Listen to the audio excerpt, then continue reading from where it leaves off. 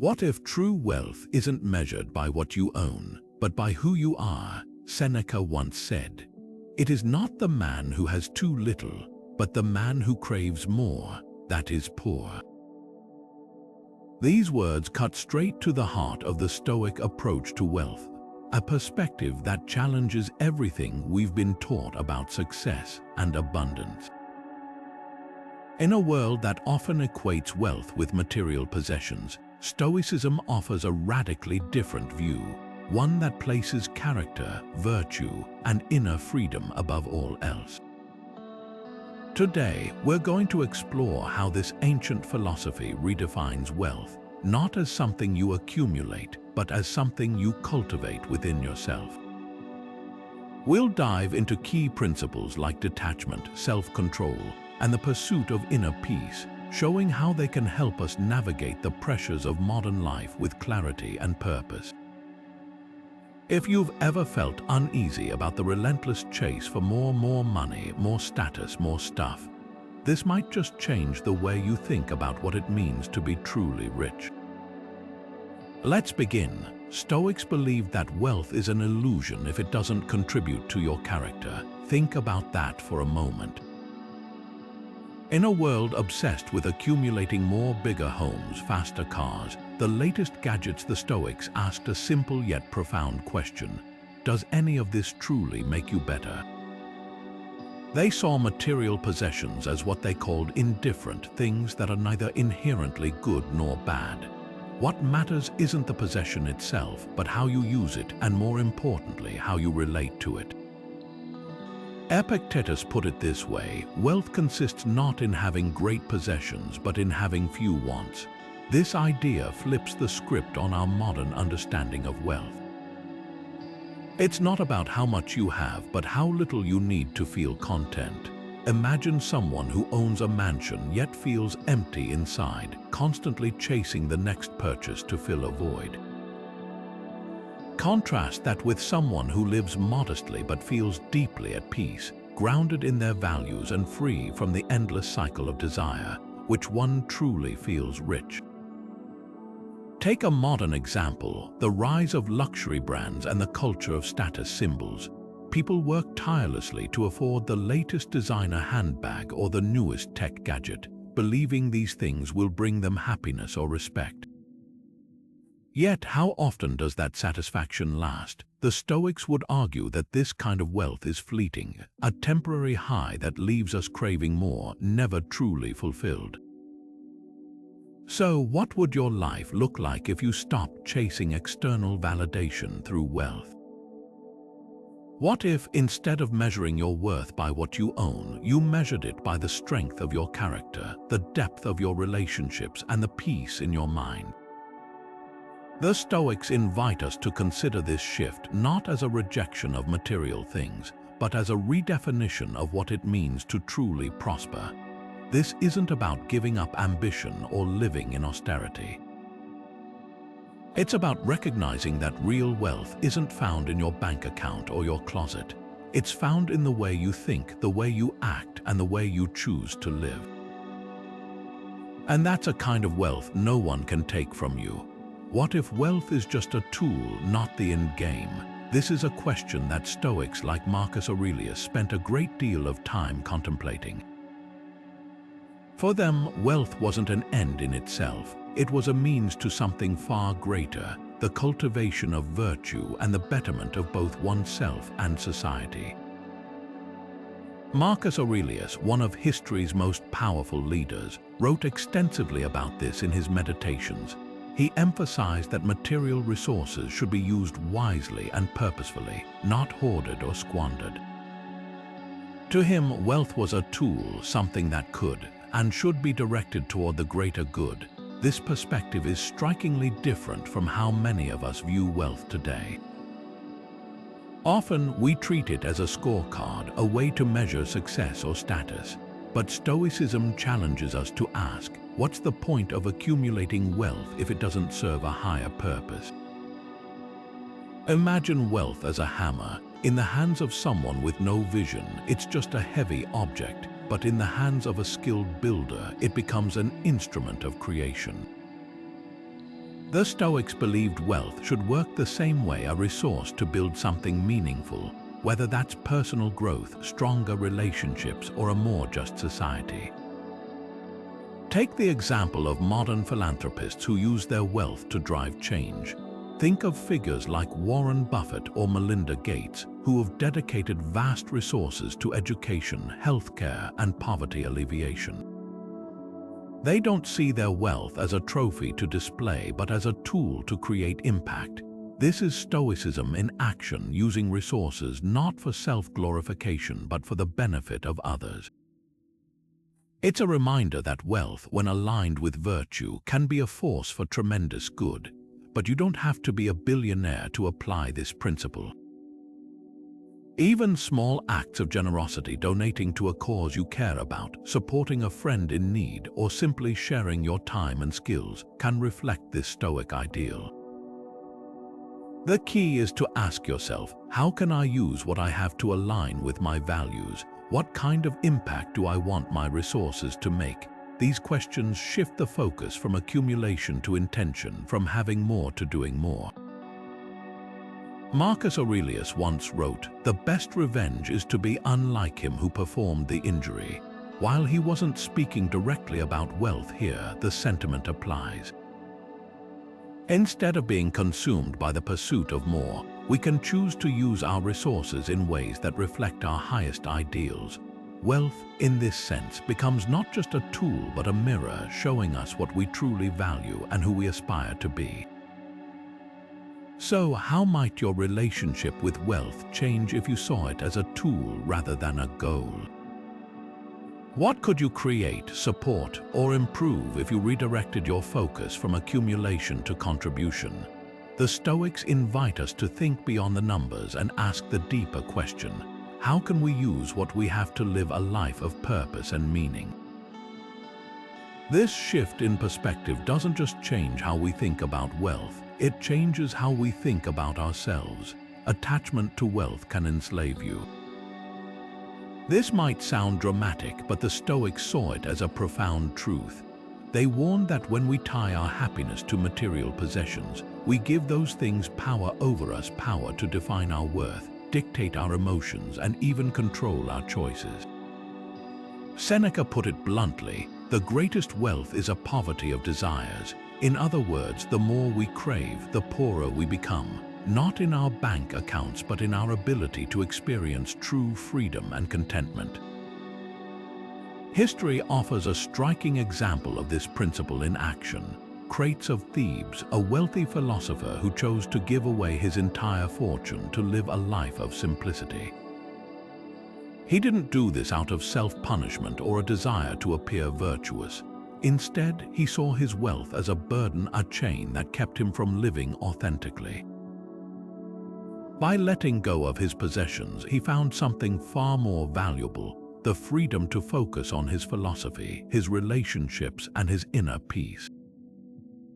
Crates didn't just preach Stoic principles, he embodied them, showing that true wealth lies not in what we own but in what we're willing to let go of. This idea might feel counterintuitive in a world that constantly tells us to acquire more. But think about it, when we're overly attached to our possessions, we live in fear. Fear of losing them, fear of not having enough, fear of being judged for not having the right things. That fear can dominate our lives, shaping our decisions and stealing our peace. The Stoics remind us that material wealth is inherently unstable. Fortunes can vanish overnight, possessions can break or wear out, and the things we value today might lose their appeal tomorrow. When we build our happiness on such shaky ground, we set ourselves up for disappointment. So, what would you lose if you lost your wealth? This isn't just a hypothetical question, it's a Stoic exercise in self-awareness. If your house, your car, or your designer clothes were suddenly gone, would you still feel like yourself? Would you still find joy in the simple things, a conversation with a friend, a walk in nature, or a moment of quiet reflection? The Stoics challenge us to confront these questions because they reveal what truly matters. When we strip away the external trappings of wealth, what's left is our character, our values, and our capacity for joy. This doesn't mean we should reject wealth altogether. The Stoics weren't advocating for a life of deprivation. Instead, they encouraged us to see wealth for what it is, a tool, not a master. When we're not attached to it, we can use it wisely without fear or desperation.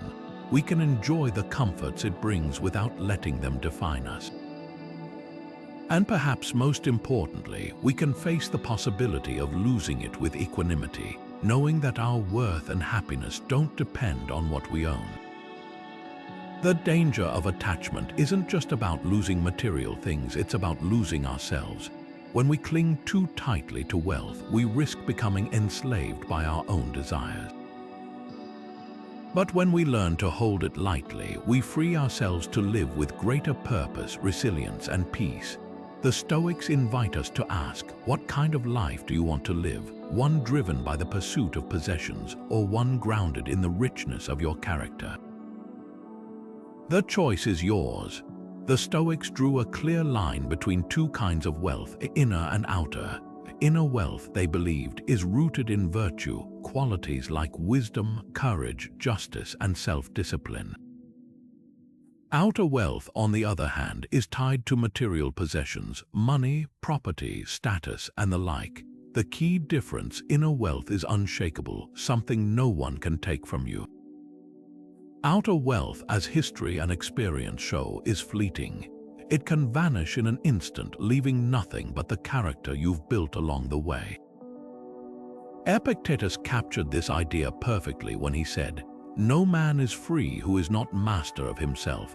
Think about that for a moment. True freedom, according to the Stoics, isn't about having the most resources or the fanciest things. It's about mastering your own mind, your desires, and your reactions.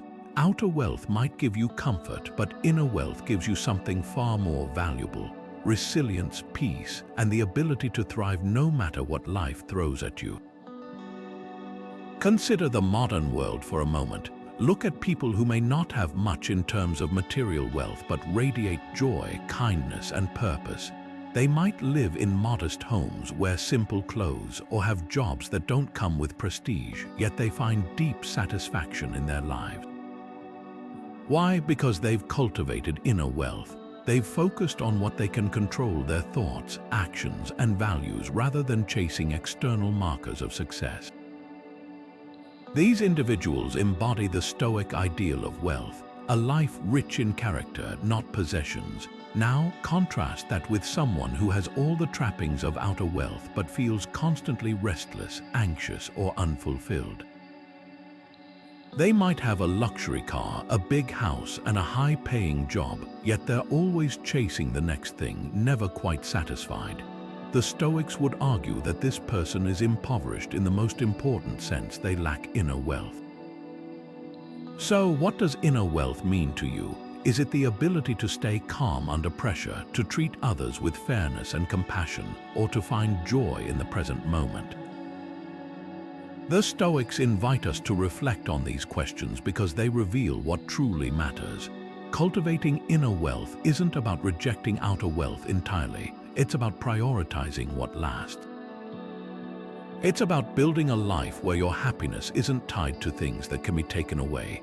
Imagine standing in the middle of a storm. Outer wealth might provide an umbrella, but inner wealth is the foundation that keeps you steady, no matter how hard the winds blow. The Stoics remind us that while we can't always control what happens to us, we can always control how we respond. And that's where true wealth lies, not in what you have, but in who you are. How can you start cultivating inner wealth? It begins with small, intentional choices. Practice gratitude for what you already have. Reflect on your values and align your actions with them. Learn to let go of what you can't control and focus on what you can. These steps might seem simple, but over time, they build the unshakable foundation of a truly rich life. Inner wealth isn't something you acquire, it's something you grow day by day through the choices you make and the person you choose to become. the contrast between inner and outer wealth isn't just a philosophical idea, it's a practical guide for living. It challenges us to rethink what we value and where we invest our energy. Outer wealth might come and go, but inner wealth is yours to keep no matter what. And in a world that often feels uncertain, that's the kind of wealth worth pursuing. Self-control is the cornerstone of Stoic wealth.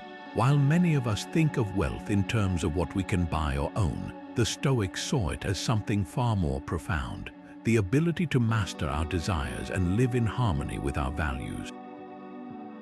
Marcus Aurelius, one of the most disciplined Stoic thinkers, often reflected on this in his writings. He reminded himself, "You have power over your mind, not outside events."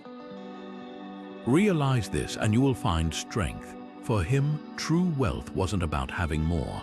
It was about needing less and exercising control over the impulses that drive us toward excess. Consider how often we're tempted to spend beyond our means, chasing fleeting satisfaction.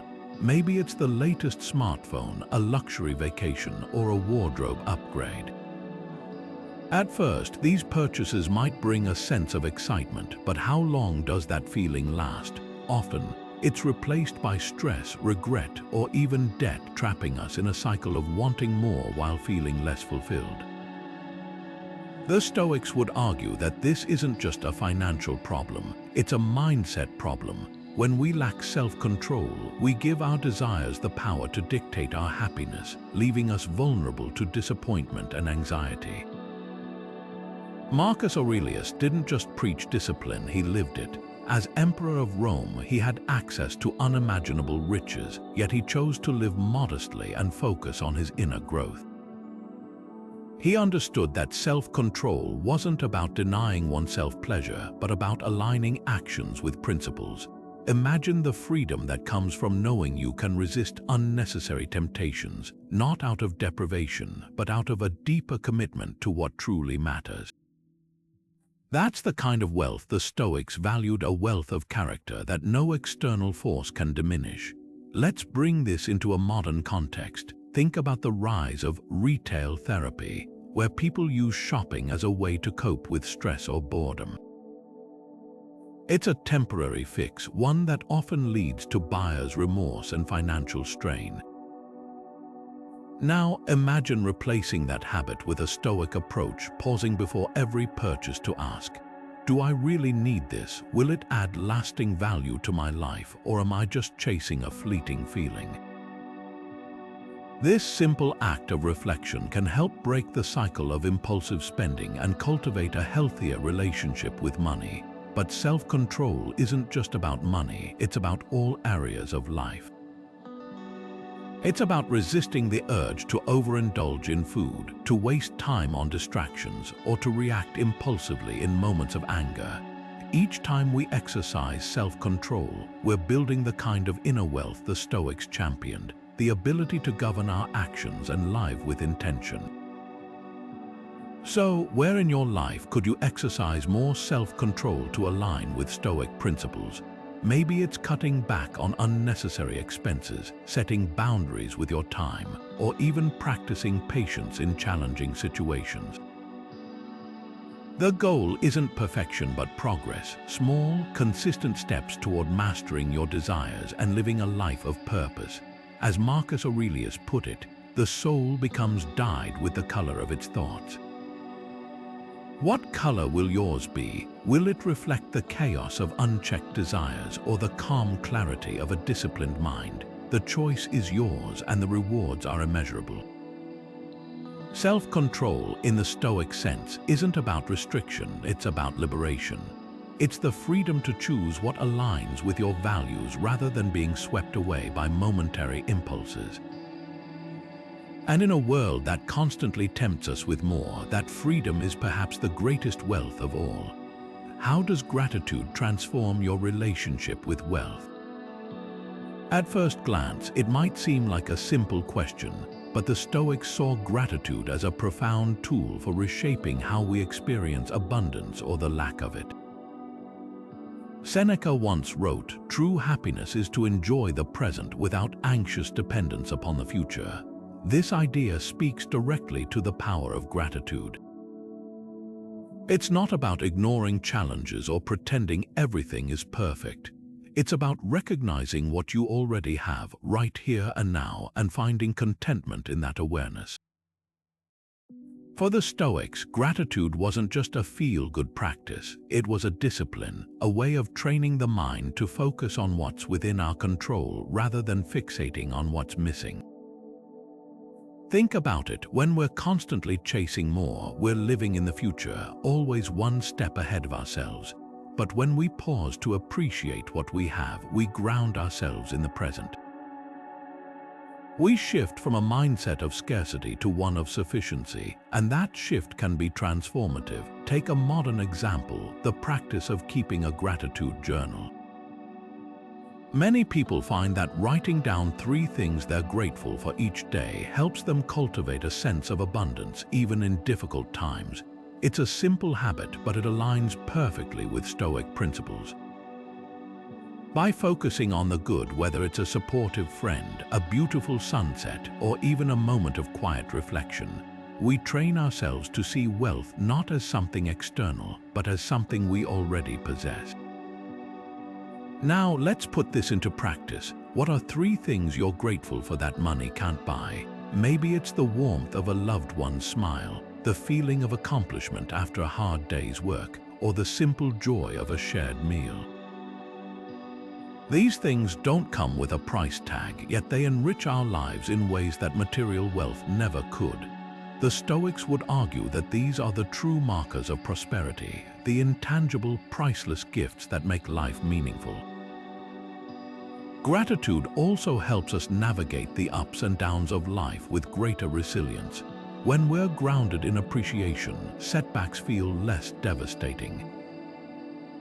Losing a job, for example, might still be painful, but if we can focus on what we still have, our health, our relationships, our ability to learn and grow, we're better equipped to move forward. Gratitude doesn't erase hardship, but it gives us a foundation to stand on, even when the ground feels shaky. This practice isn't about pretending everything is perfect or ignoring the challenges we face. It's about balancing our perspective. Yes, we might want more money, more success, more security, but gratitude reminds us that we already have enough to live a meaningful life. It's a way of reclaiming our power, of choosing where to direct our attention and energy, and in a world that often tells us we're lacking, that's a radical act. So, how might your relationship with wealth change if you practiced gratitude more often? What would it feel like to step off the treadmill of endless wanting and instead focus on what's already here? The Stoics invite us to try it not as a one-time exercise, but as a daily habit. Because when we learn to see wealth through the lens of gratitude, we discover that true abundance has been within us all along. Gratitude, in the Stoic sense, is more than just a feeling. It's a way of seeing the world. It's a reminder that wealth isn't just about what we accumulate, but about how we perceive what we already have. And that shift in perspective, that's where real freedom begins. Stoics see poverty as an opportunity, not a curse. This might sound counterintuitive in a world that often equates poverty with failure or hardship, but the Stoics had a radically different perspective. They believed that lack of material wealth could be a powerful teacher, revealing strengths we never knew we had and stripping away the distractions that keep us from focusing on what truly matters. Poverty, in their view, wasn't something to fear or avoid. It was a chance to cultivate resilience, self-sufficiency, and a deeper understanding of ourselves. Epictetus, a former slave who became one of Stoicism's greatest thinkers, put it this way: "He is a wise man who does not grieve for the things which he has not, but rejoices for those which he has." This simple yet profound statement challenges us to shift our focus from what's missing to what's present. It's not about denying the challenges of poverty, but about finding value in the lessons it brings. When we stop mourning what we lack and start appreciating what we have, we open ourselves to a richer, more meaningful existence. take the story of Diogenes, one of the most famous Stoic figures. He famously lived in a barrel, owning nothing but the bare essentials. When Alexander the Great, the most powerful man in the world at the time, offered to grant him any wish, Diogenes simply replied, "Step out of my sunlight." This wasn't just a quip, it was a powerful statement about self-sufficiency and the freedom that comes from needing very little. Diogenes didn't see poverty as a limitation, he saw it as liberation. By stripping away the trappings of wealth, he discovered a life of clarity, purpose, and unshakable independence. But what does this mean for us today? Most of us aren't living in barrels, but we can still learn from Diogenes' example. Think about the last time you faced a financial setback or had to live with less. Did it force you to get creative? Did it reveal strength you didn't know you had? The Stoics would argue that these moments of scarcity aren't just obstacles, they're opportunities to grow. When we're stripped of our usual comforts, we're forced to rely on our ingenuity, our resourcefulness, and our inner strength. So, what lessons could you learn from simplifying your life? What if, instead of seeing poverty as a curse, you saw it as a chance to reset your priorities and reconnect with what truly matters? The Stoics invite us to embrace these moments, not as hardships to endure, but as teachers to learn from. They remind us that the richest life isn't the one with the most possessions, but the one with the most meaning. This doesn't mean glorifying poverty or ignoring its very real challenges.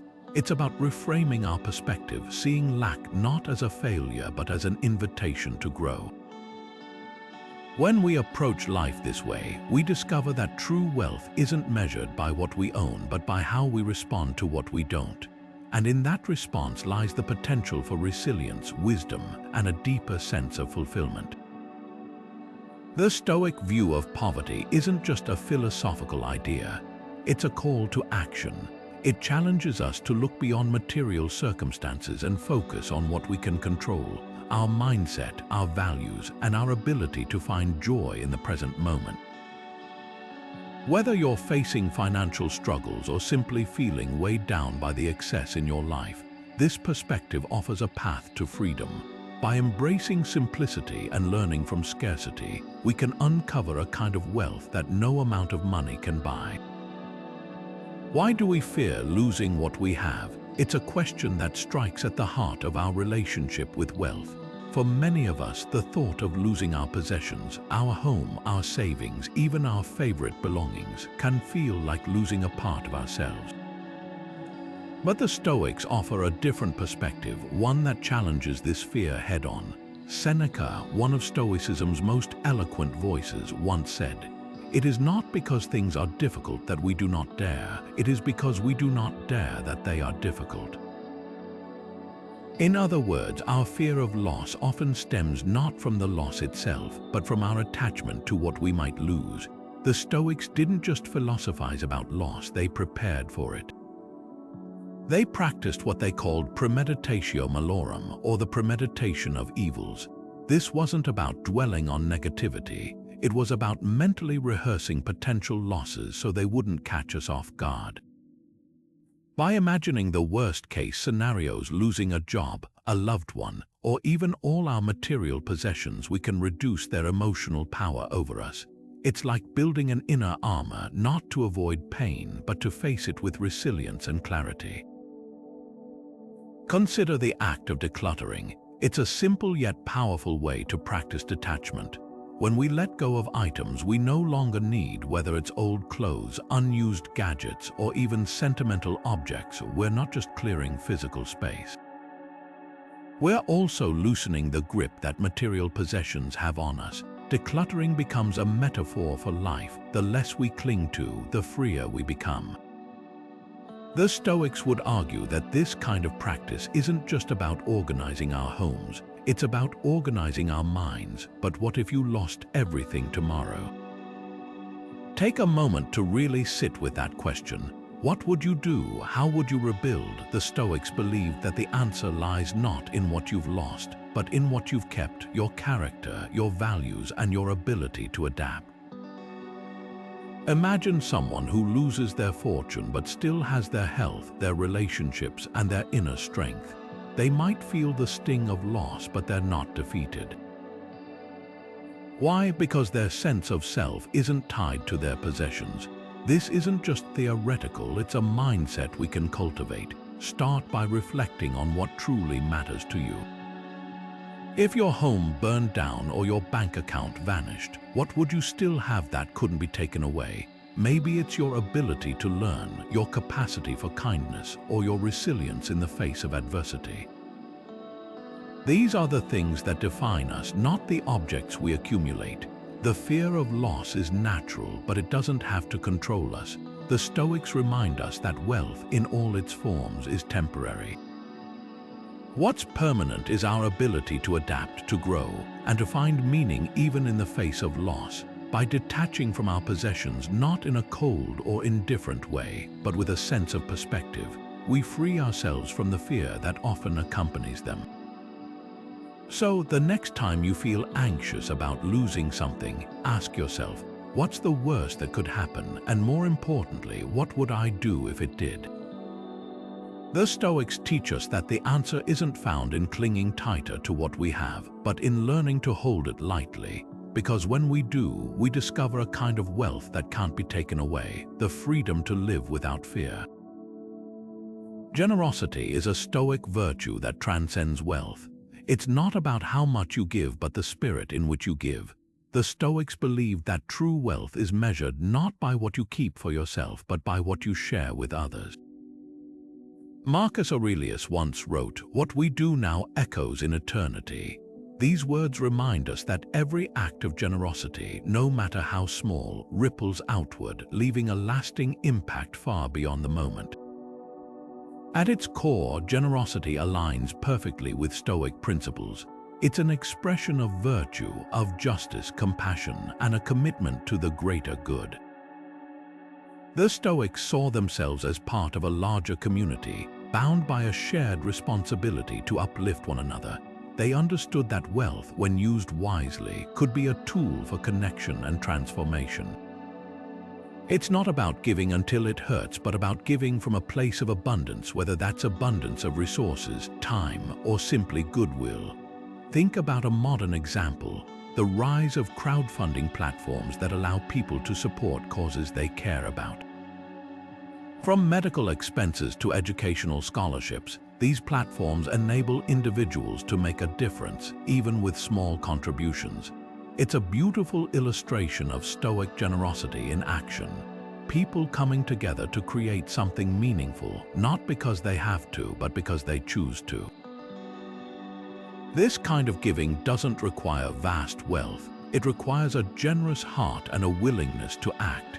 But generosity isn't limited to money. It can take many forms, offering your time to a friend in need, sharing your skills to help someone grow, or even simply listening with empathy when someone needs to be heard. The Stoics would argue that these acts of kindness are just as valuable, if not more so, than material gifts.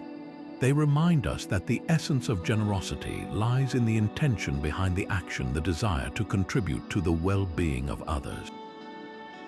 So, how can you practice generosity in your daily life, regardless of your wealth? Start by looking for opportunities to give in ways that feel authentic to you. Maybe it's volunteering at a local charity, mentoring someone who could benefit from your experience, or even just offering a kind word to a stranger. The key is to approach these acts with mindfulness and sincerity, recognizing that every gesture, no matter how small, has the power to make a difference. Marcus Aurelius also said, "Waste no more time arguing what a good man should be one." Generosity is one way to embody this idea, to live in alignment with Stoic virtues and create a positive impact through your actions. It's a reminder that wealth, in its truest form, isn't about accumulation but about contribution. When we give freely, we not only enrich the lives of others but also deepen our own sense of purpose and fulfillment.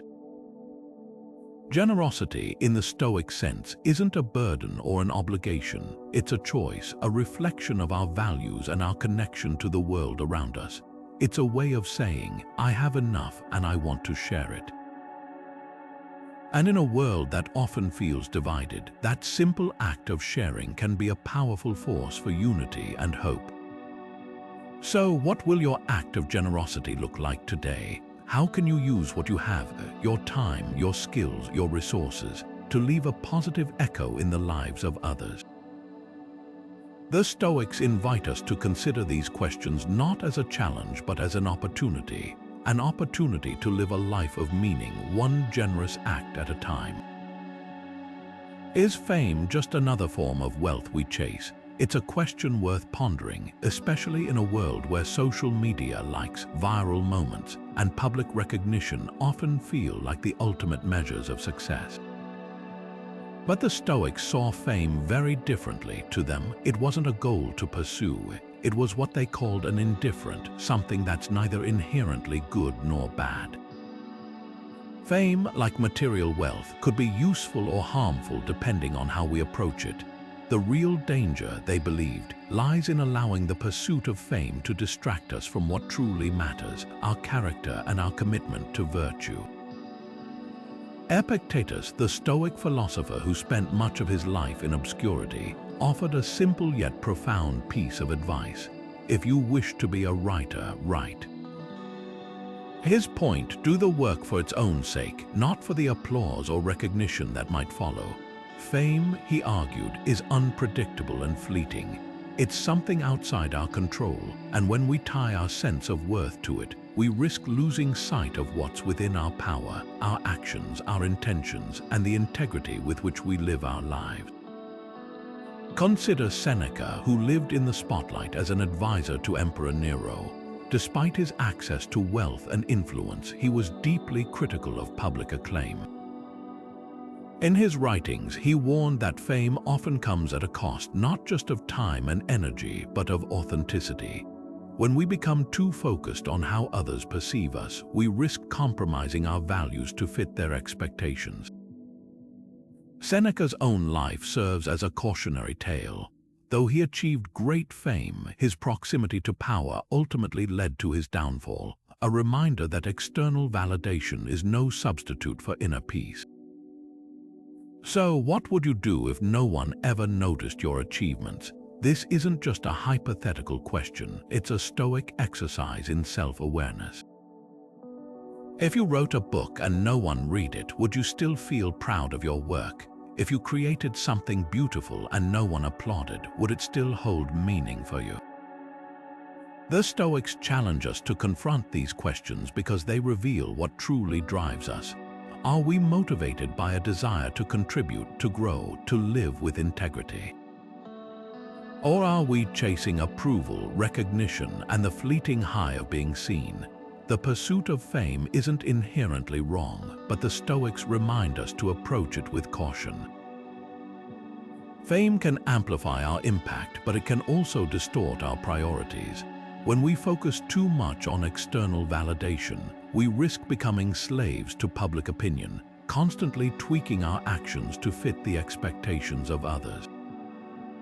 The Stoics invite us to shift our focus inward, to measure our success not by how many people know our name, but by how well we live in alignment with our values. This isn't to say we should reject fame entirely. If it comes, it comes, but the key is to hold it lightly, to see it as a byproduct rather than a goal. After all, the most meaningful achievements often go unnoticed. Think of the countless teachers, caregivers, and community leaders who quietly change lives without ever seeking the spotlight. Their impact is no less significant because it's unseen. In fact, it might even be more profound, precisely because it's rooted in genuine service rather than the desire for recognition. The Stoic perspective on fame isn't about dismissing ambition or shunning the public eye. It's about recalibrating our priorities, choosing to value the work itself over the applause that might follow. It's a call to live with authenticity, to pursue excellence for its own sake, and to find fulfillment not in being known but in knowing ourselves. So, the next time you find yourself chasing recognition, ask, am I doing this for the right reasons? And if no one ever noticed, would it still be worth doing? The answer might just reveal what true wealth means to you. Minimalism is a natural extension of Stoic philosophy, a way of living that echoes the timeless wisdom of focusing on what truly matters. At its core, minimalism isn't just about owning fewer things. It's about freeing ourselves from the distractions and burdens of excess so we can concentrate on what's essential. Seneca captured this idea perfectly when he wrote, "It is not the man who has too little, but the man who craves more that is poor." In other words, poverty isn't defined by what you lack, but by the endless desire for more. Minimalism, then, becomes a practical tool for breaking free from that cycle, aligning our lives with Stoic values of simplicity, clarity, and purpose. Think about the modern minimalist movement, which has gained traction in recent years as a response to the overwhelming clutter of modern life. People are decluttering their homes, simplifying their schedules, and prioritizing experiences over possessions. But this isn't just a trend, it's a reflection of Stoic principles in action. By choosing to live with less, we're not depriving ourselves, we're creating space for what truly enriches us, meaningful relationships, personal growth, and inner peace. Let's break this down further. Imagine your life as a room filled with furniture. At first glance, it might seem that more furniture means a more comfortable, luxurious space. But over time, all that extra stuff starts to crowd the room, making it harder to move, harder to breathe, and harder to appreciate the beauty of the space itself. Minimalism invites us to remove the unnecessary pieces, leaving only what serves a purpose or brings us joy. In the same way, Stoicism encourages us to strip away the excess in our lives, not just physical possessions, but also unnecessary worries, distractions, and desires, so we can focus on what truly matters. So, what could you remove from your life to create more space for what truly matters? Maybe it's a closet full of clothes you never wear, a calendar packed with commitments that drain your energy, or even a mindset that equates success with accumulation. The Stoics remind us that every time we let go of something that no longer serves us, we're not losing anything of value, we're gaining freedom. Freedom to think more clearly, to act more intentionally, and to live more fully. This practice of minimalism doesn't require a radical overhaul of your life. It starts with small, intentional choices. Maybe it's setting aside time each week to declutter a single drawer or saying no to commitments that don't align with your values. Over time, these small steps add up, creating a life that feels lighter, more focused, and more aligned with who you truly are. Minimalism, in the Stoic sense, isn't about deprivation, it's about liberation. It's a way of saying, I have enough and I choose to focus on what truly enriches my life. And in a world that constantly tells us we need more, that's a radical and empowering choice. By embracing minimalism, we're not just simplifying our lives, we're reclaiming our time, our energy, and our sense of purpose. What would your life look like if you let go of the excess? Not just the physical clutter, but the mental and emotional clutter as well. The Stoics invite us to explore this question not as a one-time exercise, but as an ongoing practice. Because when we learn to live with less, we discover that we already have everything we need to live a life of meaning and fulfillment. Minimalism, then, isn't just a lifestyle, it's a path to true wealth. Does wealth really make you secure? It's a question worth asking, especially in a world where we often equate financial stability with safety. But the Stoics challenge this assumption. They believe that true security doesn't come from external possessions, it comes from within. Marcus Aurelius put it simply, you have power over your mind, not outside events. In other words, our sense of safety shouldn't depend on things we can't control, like the stock market, the economy, or even our bank accounts. Instead, it should be rooted in something far more reliable, our character. Think about the financial crises that have shaken the world over the years. People who seemed secure one day suddenly found themselves facing uncertainty the next. Jobs were lost, savings disappeared, and the illusion of stability crumbled. Yet, in the midst of these upheavals, some individuals remained steady. Why? Because their security wasn't tied to their wealth, it was tied to their ability to adapt, to stay calm under pressure, and to focus on what they could control. This is the Stoic approach to security, building an inner foundation so strong that no external storm can shake it. Consider the story of someone who loses their job during a recession. At first, the loss might feel devastating, but if they've cultivated inner resilience, skills like problem solving, adaptability, and emotional strength, they're far more likely to navigate the challenge with grace. They might take a lower-paying job, learn new skills, or even start a side hustle. The point isn't that the situation isn't difficult, it's that their sense of security isn't destroyed by it. They've built their foundation on something more enduring than money. So, where do you find true security in your life? Is it in your savings account, your career, or your possessions? Or is it in your ability to stay grounded, to think clearly in tough situations, and to trust in your own resourcefulness? The Stoics invite us to shift our focus from external markers of security to the inner qualities that make us resilient. After all, no amount of wealth can guarantee safety in an unpredictable world. But a strong character, that's something no one can take from you. This isn't to say that financial planning or material resources don't matter, they do. But the Stoics remind us that relying solely on external factors for security is like building a house on sand. It might look sturdy, but it won't hold up when the winds change. True security comes from knowing that, no matter what happens, you have the inner strength to face it. It's about cultivating a mindset that's unshakable, even when the world feels anything but. Imagine standing in the middle of a storm. Outer wealth might provide shelter, but inner resilience is the anchor that keeps you steady. The Stoics teach us to invest in that anchor, not by accumulating more, but by developing the qualities that make us unshakable. Because when we do, we discover a kind of security that no external force can threaten. And in a world that's always changing, that's the kind of security worth pursuing. Wealth can complicate relationships if not handled wisely. It's a truth many of us have experienced firsthand, whether in friendships, family dynamics, or romantic partnerships. The Stoics, however, had a unique perspective on this. They believed that the foundation of any meaningful relationship should be virtue, not material exchanges or financial transactions.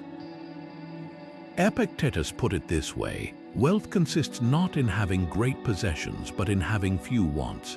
In other words, when we focus on what truly matters, our character, our values, and our connection to others, we free ourselves from the complications that wealth can bring. Think about it. How often do friendships or family bonds become strained over money? Maybe it's a loan that's never repaid, a disagreement over shared expenses, or even the subtle tension that arises when one person's financial situation changes. These scenarios can create rifts, not because money is inherently problematic, but because we often let it overshadow the deeper qualities that hold relationships together.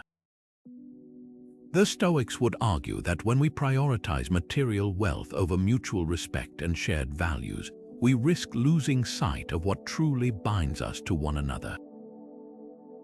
Take a modern example. Imagine two friends who decide to start a business together. Initially, their shared vision and enthusiasm bring them closer, but as the business grows, so do the financial stakes. One friend might feel they're contributing more, while the other feels undervalued. Without a foundation of trust and open communication, money can quickly become a wedge driving them apart. The Stoic approach focuses on the relationship first, address conflicts with honesty and fairness, and remember that the partnership's success isn't just about profit, it's about maintaining a bond built on mutual respect and shared purpose. Now consider how your own relationships change when money is involved. Do you find yourself feeling resentful, anxious, or even competitive? Or do you approach financial matters with clarity and generosity, keeping the focus on the connection rather than the transaction? The Stoics invite us to reflect on these questions because they reveal how deeply our attitudes toward wealth shape our interactions with others. When we let money dictate our relationships, we risk turning people into transactions. But when we prioritize virtue, kindness, fairness, and integrity, we create bonds that endure no matter what financial challenges arise. This doesn't mean ignoring the practical realities of money. It's about recognizing that wealth, like any tool, should serve the relationship, not dominate it. Whether it's setting clear boundaries, practicing gratitude for what you share, or simply being mindful of how financial decisions impact others, the Stoic approach offers a path to healthier, more meaningful connections. So, how can you bring more virtue into your relationships when money is involved? Start by asking yourself, what do I value most in this relationship? Is it trust, respect, or shared growth? Then let those values guide your decisions, because when we approach wealth with a Stoic mindset, seeing it as a means to strengthen, not strain our connections, we discover that the richest relationships aren't built on money. They're built on the things that truly matter. Why do we fear missing out on wealth? It's a feeling that's hard to shake, especially in a world that constantly bombards us with images of someone else's success, luxury, or seemingly perfect life. This fear, often called FOMO or the fear of missing out, can drive us to chase more, compare ourselves to others, and feel perpetually unsatisfied. But the Stoics offer a different way of thinking. Seneca once observed, "We suffer more often in imagination than in reality." In other words, much of our anxiety about missing out isn't based on actual loss. It's rooted in the stories we tell ourselves about what we could have or should have. The Stoic approach to FOMO is grounded in one of their core principles, focusing on what's within our control. When we're consumed by the fear of missing out, we're often fixated on external things, what others have, what we lack, or what might happen in the future. But the Stoics remind us that these are all outside our control. What we can control is how we respond to these feelings. Instead of letting envy or anxiety take the wheel, we can choose to redirect our attention to what truly matters, our own values, our personal growth, and the choices we make in the present moment. Take social media, for example. It's a modern breeding ground for FOMO, constantly feeding us curated glimpses of other people's lives, their vacations, promotions, or new purchases.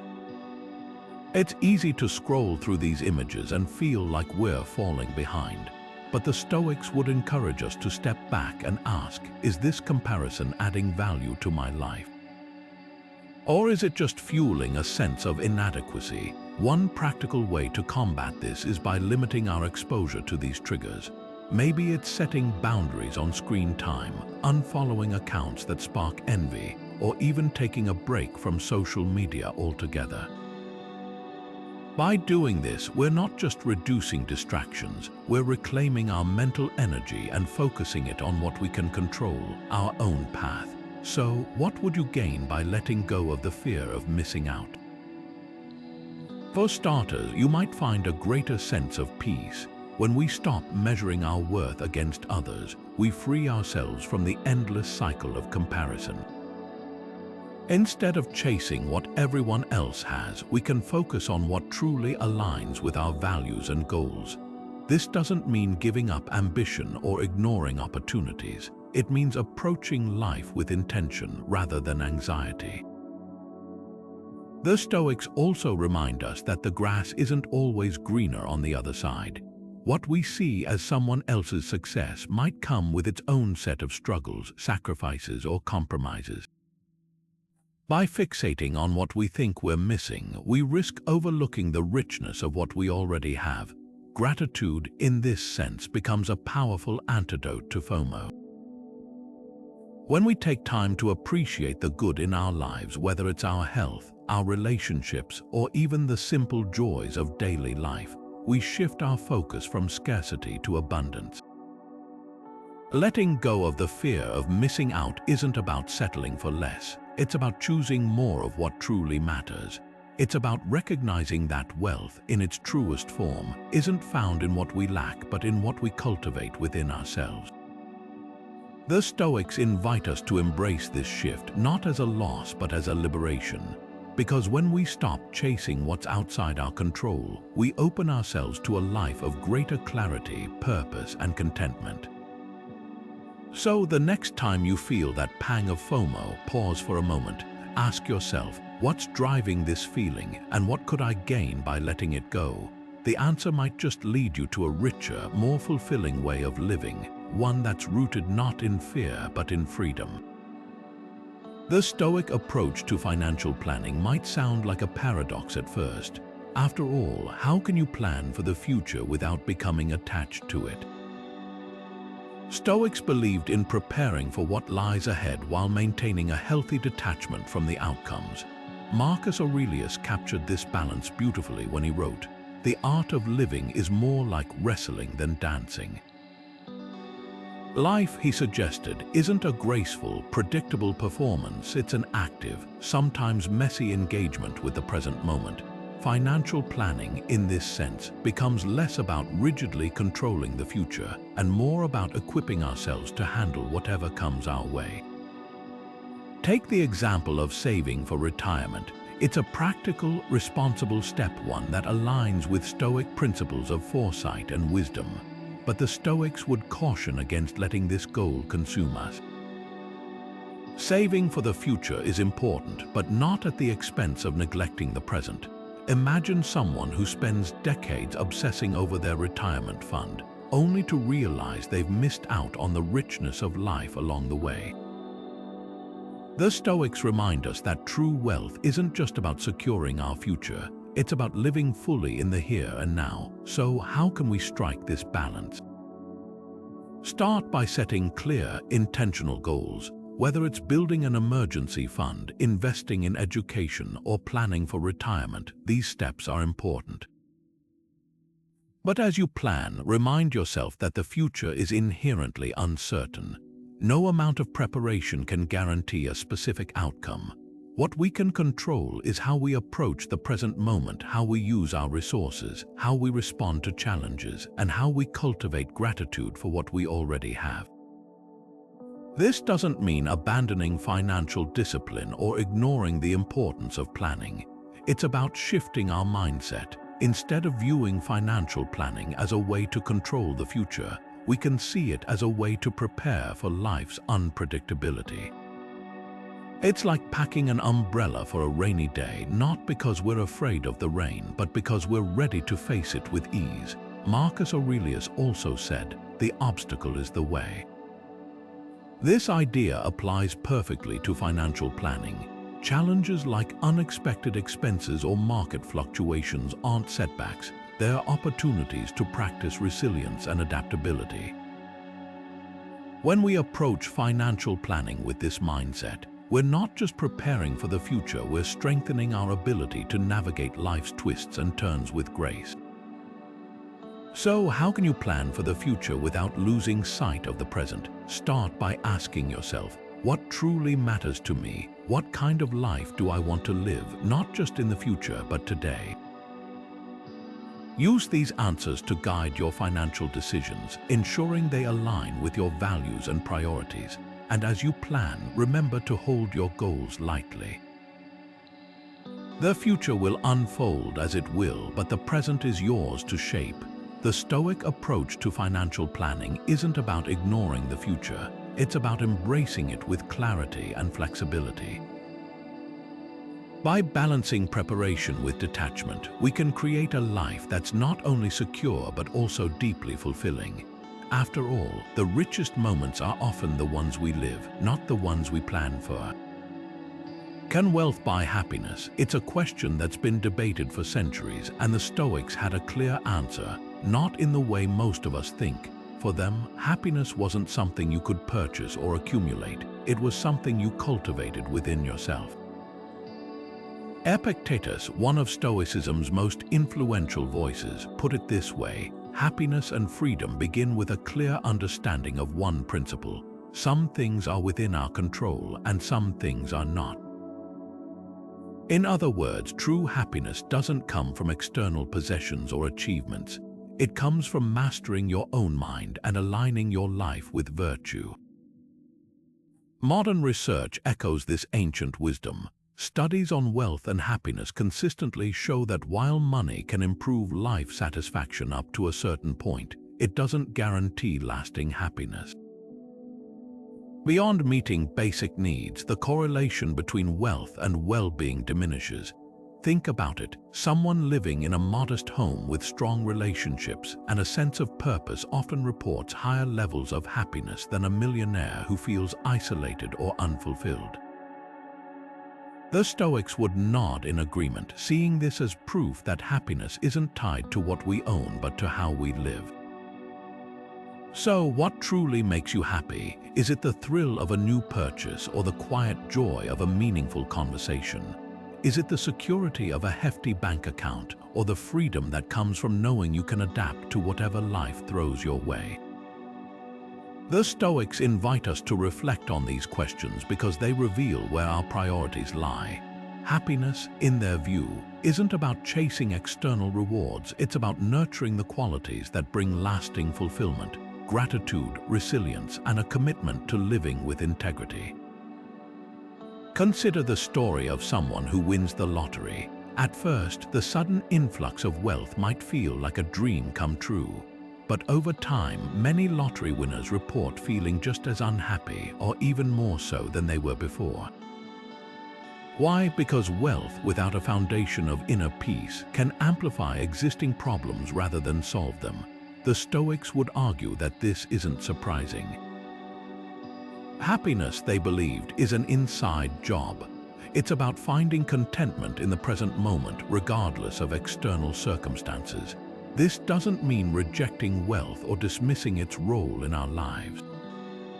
It's about recognizing its limits. Money can provide comfort, security, and opportunities, but it can't replace the deeper sources of happiness, love, growth, and a sense of purpose. The Stoics remind us that these things aren't bought or sold. They're cultivated through our choices, our relationships, and our commitment to living a life of virtue. So, the next time you find yourself equating wealth with happiness, pause for a moment. Ask yourself, what truly brings me joy and how much of it depends on what I own? The answer might just lead you to a richer, more fulfilling way of living, one that's rooted not in possessions but in the timeless wisdom of Stoic philosophy. Inheritance is a test of character, not just wealth. It's a moment that reveals not only what we've been given but who we are and who we choose to become. The Stoics saw inheritance not as a windfall to be squandered or flaunted, but as an opportunity to practice humility, responsibility, and virtue. Seneca, one of Stoicism's most profound voices, put it this way: "It is not the man who has too little, but the man who craves more that is poor."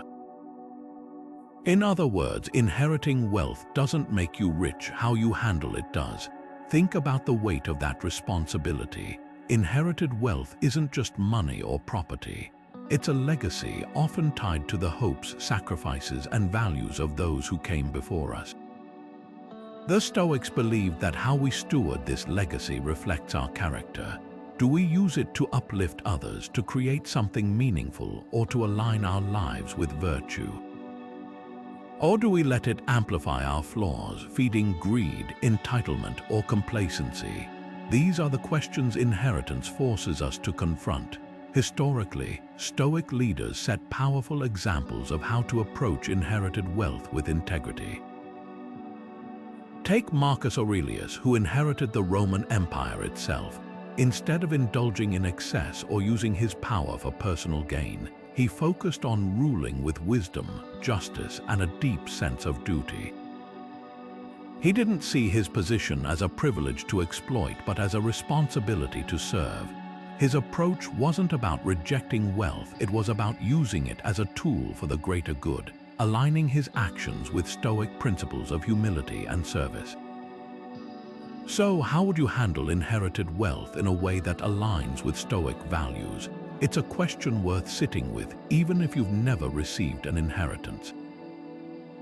Because at its core, this isn't just about money, it's about how we respond to abundance. Do we see it as a license to indulge or as a chance to grow, to give, and to live with purpose? The Stoics invite us to choose the latter, to see wealth not as an end in itself, but as a means to cultivate virtue and contribute to something larger than ourselves. This isn't about rejecting wealth or feeling guilty for having it. It's about recognizing that true richness lies in how we use what we've been given. Whether it's a modest inheritance or a significant fortune, the principles remain the same: humility, responsibility, and a commitment to using resources wisely. Because in the end, the legacy we leave isn't measured by what we accumulate, it's measured by the lives we touch and the values we embody. So, the next time you think about inheritance, consider it not just as a transfer of wealth, but as a transfer of values. What kind of steward will you be? How can you honor the legacy you've received while staying true to your own principles? The Stoics remind us that these choices shape not just our lives, but the world around us. And in that, there's profound opportunity to live richly, not in possessions, but in character. What does it mean to be detached from wealth? At first glance, the idea might seem cold or unfeeling, as if we're being asked to turn our backs on the comforts and opportunities that money can provide. But the Stoic practice of detachment isn't about rejecting wealth. It's about redefining our relationship with it. Marcus Aurelius, one of Stoicism's most revered thinkers, offered a guiding principle: you have power over your mind, not outside events. In other words, detachment is about recognizing that our happiness and peace don't come from what we own, but from how we choose to engage with the world around us. Detachment, in the Stoic sense, is a form of freedom. It's the ability to appreciate what we have without letting it control us. Think about it. When we're overly attached to our possessions, we give them power over our emotions. The fear of losing them, the stress of maintaining them, or even the pride we take in them can dominate our thoughts and actions. But when we practice detachment, we take that power back.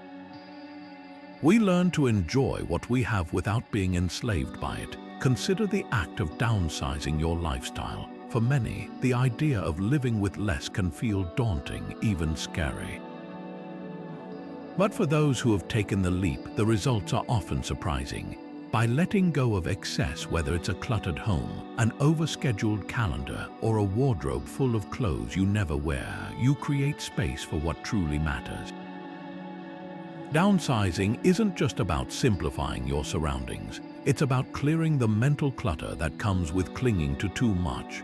The Stoics would see this as a powerful exercise in detachment, one that brings clarity and peace by stripping away the unnecessary.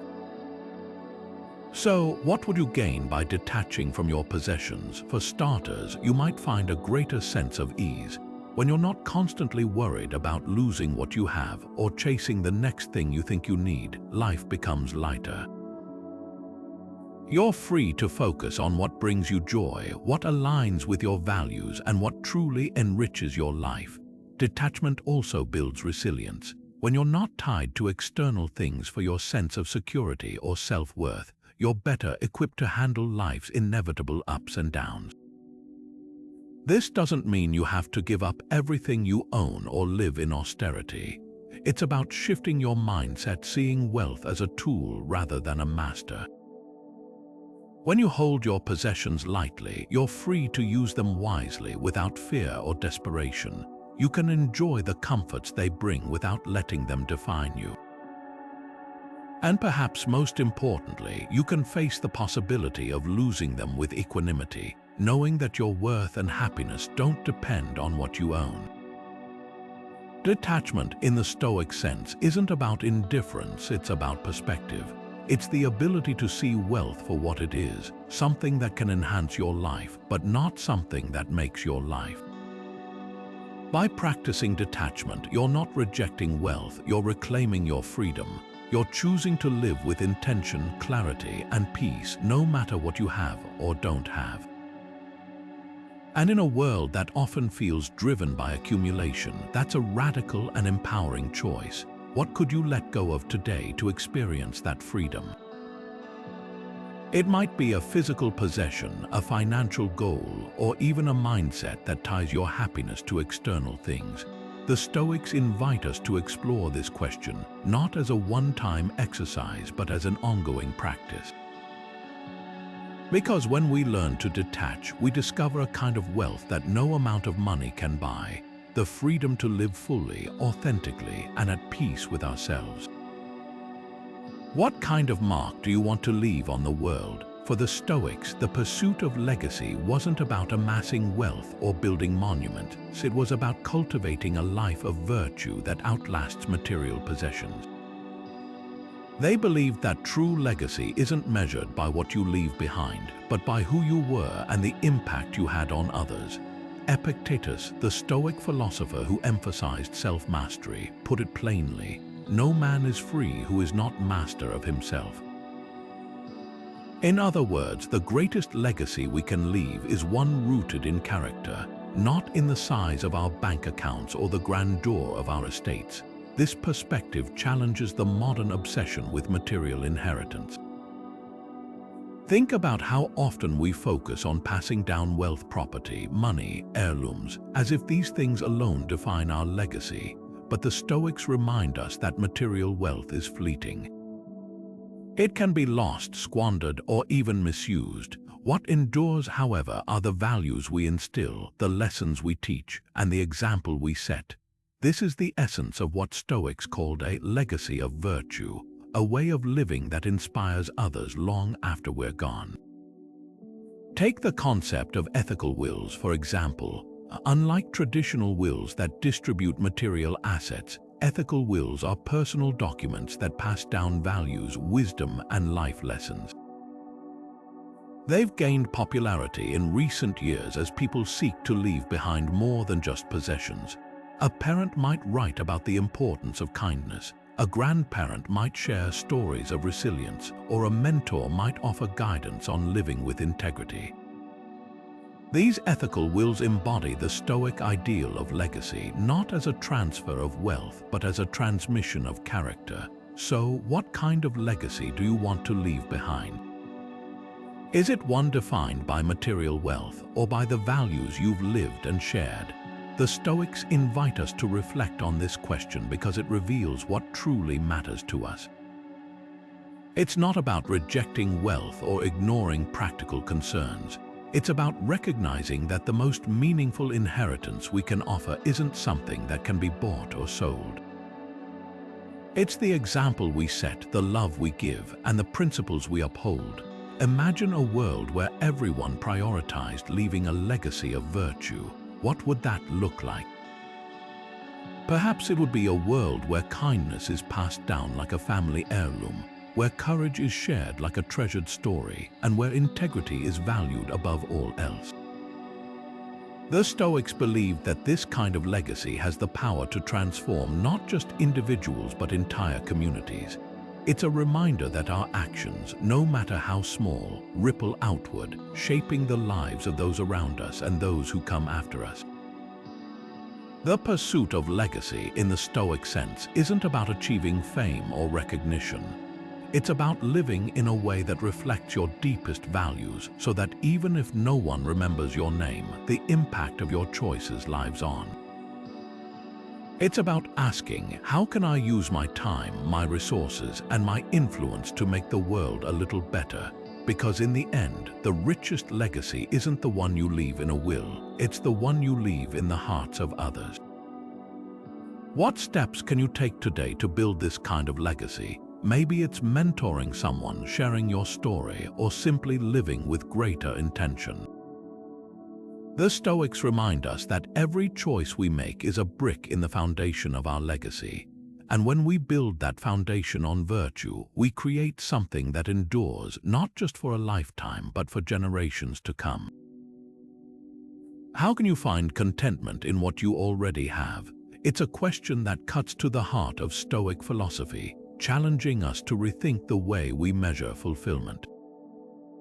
For the Stoics, contentment wasn't about having more. It was about appreciating what you have right here and now. Seneca, one of Stoicism's most insightful voices, captured this idea perfectly. True happiness is to enjoy the present without anxious dependence upon the future. In other words, contentment isn't something you find by chasing the next big thing. It's something you cultivate by grounding yourself in the present moment. This practice of contentment begins with gratitude. The Stoics believed that acknowledging the good in our lives, no matter how small, lays the foundation for a richer, more fulfilling existence. It's not about ignoring challenges or pretending everything is perfect. It's about shifting our focus from what's missing to what's already here.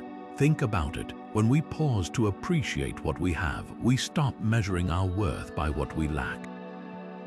Instead, we find joy in the simple, often overlooked gifts of life: a warm meal, a kind word, or even a quiet moment of reflection.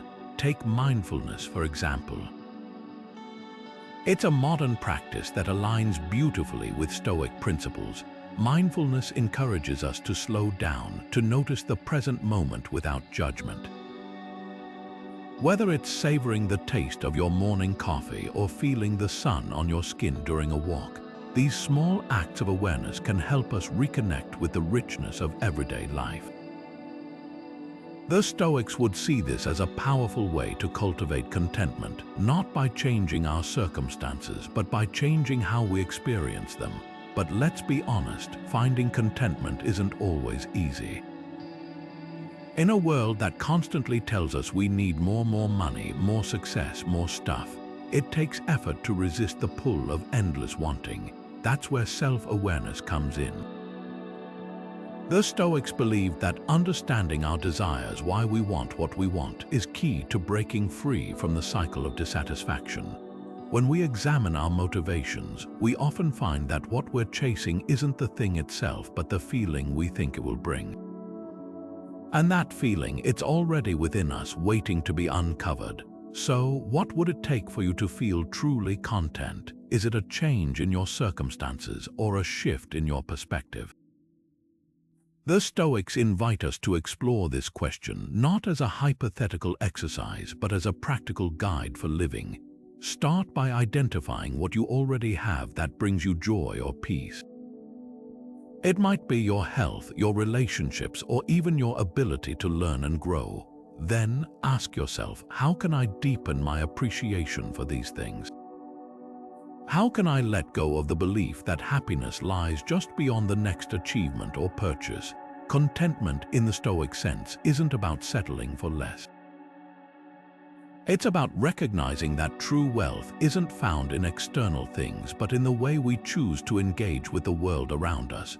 When we shift our focus from chasing to cherishing, from wanting to appreciating, we discover a kind of abundance that no amount of money can buy.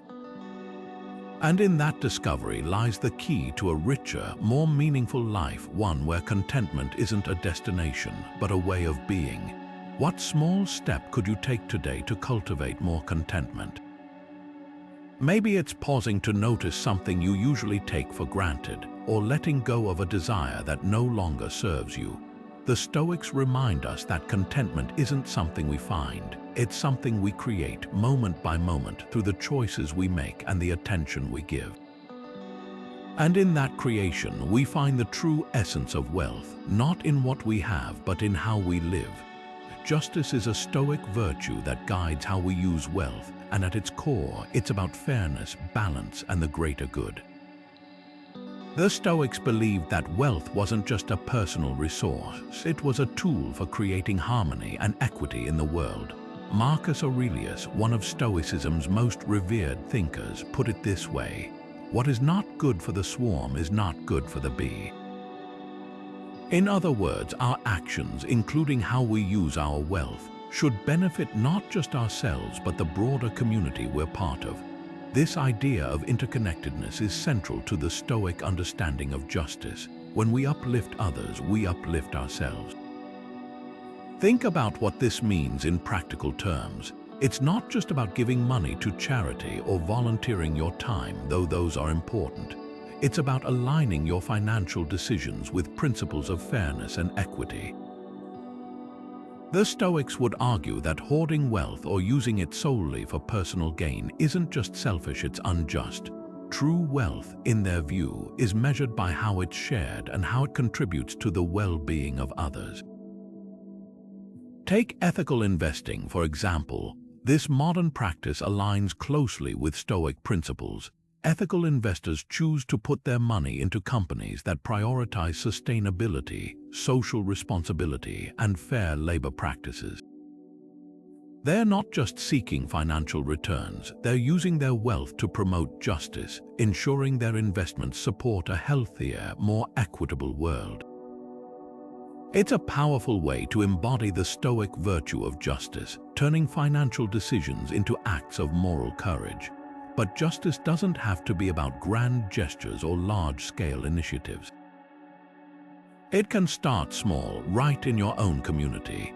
Maybe it's supporting a local business that treats its employees well, donating to a cause that fights inequality, or even mentoring someone who lacks access to opportunities. These actions might seem modest, but they ripple outward, creating waves of positive change. The Stoics remind us that justice isn't just a lofty ideal, it's a daily practice, rooted in the choices we make and the values we uphold.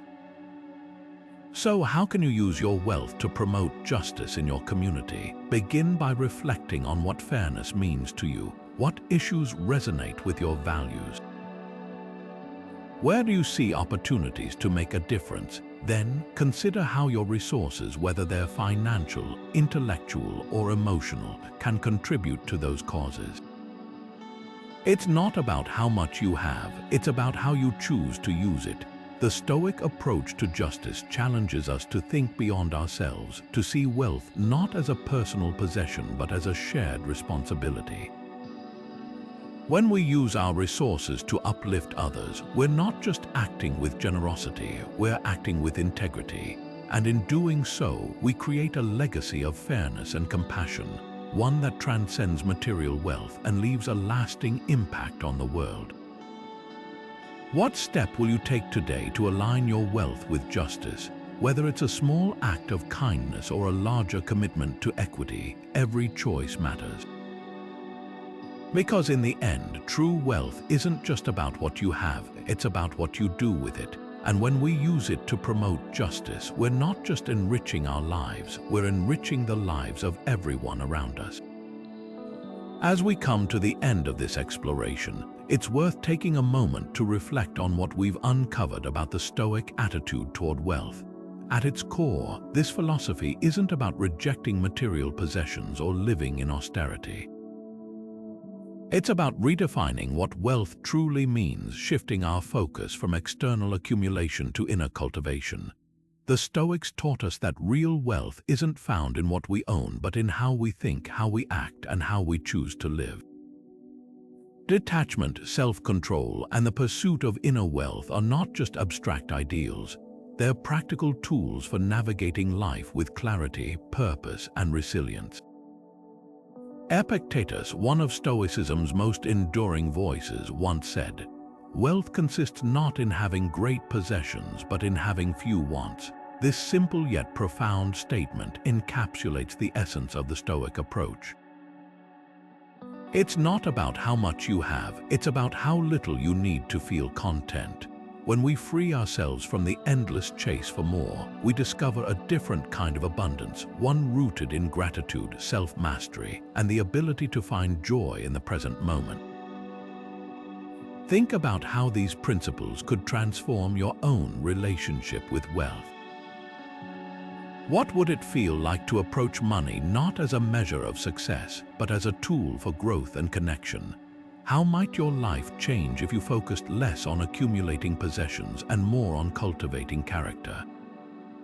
The Stoics invite us to ask these questions not as a critique of modern life, but as an invitation to live more intentionally. So, where do you begin? Start small. Maybe it's practicing gratitude for what you already have, setting boundaries around your spending, or using your resources to make a positive impact in your community. Each step, no matter how modest, brings you closer to aligning your life with Stoic values. Remember, this isn't about perfection, it's about progress. Every choice you make is an opportunity to live with greater integrity and purpose. As we wrap up, I want to leave you with a challenge. Take one action today that reflects the Stoic attitude toward wealth. It could be as simple as decluttering a space in your home, donating to a cause you care about, or simply pausing to appreciate something you often take for granted. These small acts, when done consistently, have the power to transform not just your relationship with wealth, but your entire way of being. If this conversation resonated with you, I'd love to hear your thoughts. Drop a comment below sharing how you plan to apply these principles in your own life. And if you found value in this video, consider subscribing for more insights on Stoicism and other timeless philosophies. Together, let's continue exploring how ancient wisdom can help us navigate the complexities of modern life with clarity, purpose, and peace. Thank you for joining me on this journey. Remember, true wealth isn't something you own, it's something you cultivate within yourself, and that's a treasure no one can take from you.